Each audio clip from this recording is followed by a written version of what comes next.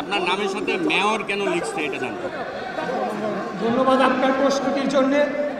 আমি আপনাদেরকে অনুরোধ জানাবো, আপনারা নির্বাচন কমিশন কর্তৃক যে গ্যাজেটটি প্রকাশিত হয়েছিল, দয়া করে সেই গ্যাজেটটি আপনারা পুনরায় পড়বেন। যদি আপনাদের সেটি সংগ্রহ করতে অসুবিধা হয় আমাদের কাছে বললে আমরা সেটা একটা কপি আপনাদেরকে দিতে পারবো, তাহলে হয়তো আমার বিশ্বাস এই প্রশ্নের উত্তরটি পেয়ে যাবেন। Thank you. স্থানীয় সরকার আইন এবং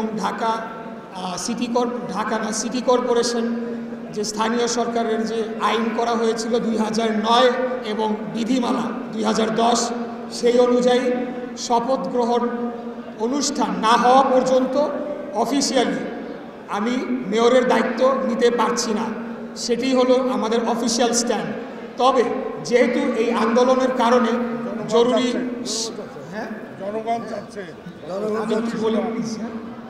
এই আন্দোলনের ফলে জরুরি সেবাগুলো আমরা আন্দোলনের ডে 1 থেকে একটি সেকেন্ডের জন্যও কিন্তু আমরা কোনো জরুরি সেবা 1 সেকেন্ডের জন্য বন্ধ রাখি নাই। যখন আমরা যমুনা পর্যন্ত আমরা চলে গিয়েছিলাম, জরুরি সেবা চালু ছিল।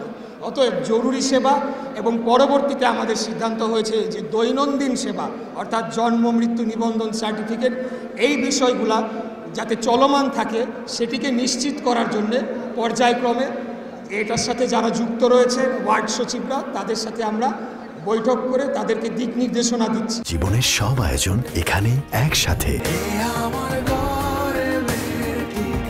এটি আমি করছি।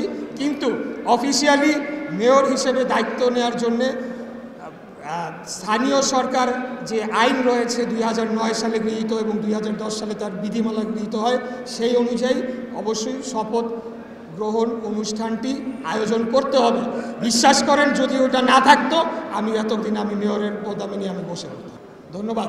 এই জরুরি সেবাগুলো আপনারা জেনে থাকবেন যে এটা ওয়ার্ড পর্যায় থেকে সবসময় এই সেবাটি দেওয়া হয়ে থাকে। ওয়ার্ড কাউন্সিলরের কার্যালয় থেকেই এই সেবাগুলো দেওয়া হয়ে থাকে। অতএব যারা এই জরুরি সেবাটি দিবেন তারা এই নগর ভবনে তাদের অফিস করার কোনো বিষয় নেই, তাদেরকে দিক নির্দেশনা দেওয়ার বিষয় রয়েছে, যেটি আমি আগেই বলেছি।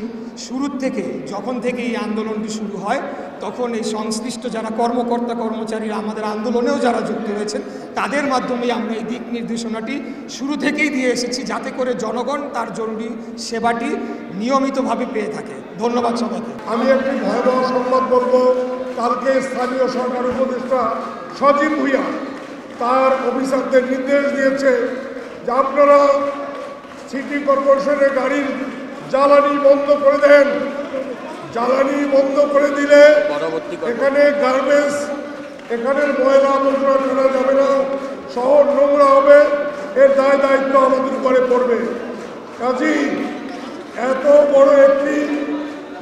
বড় একটি ষড়যন্ত্র আসিফ ভুঁইয়া করছে, যেটা নগরবাসীর জন্য একটি খুবই দুঃখজনক ব্যাপার।